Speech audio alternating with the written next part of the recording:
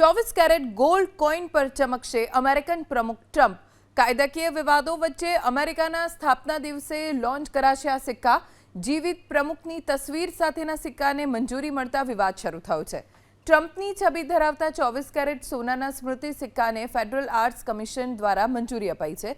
આગામી 4 જુલાઈના રોજ અમેરિકાના 250માં સ્થાપના દિવસની ઉજવણીના ભાગરૂપે આ ખાસ સિક્કો બહાર પાડવાનું આયોજન છે।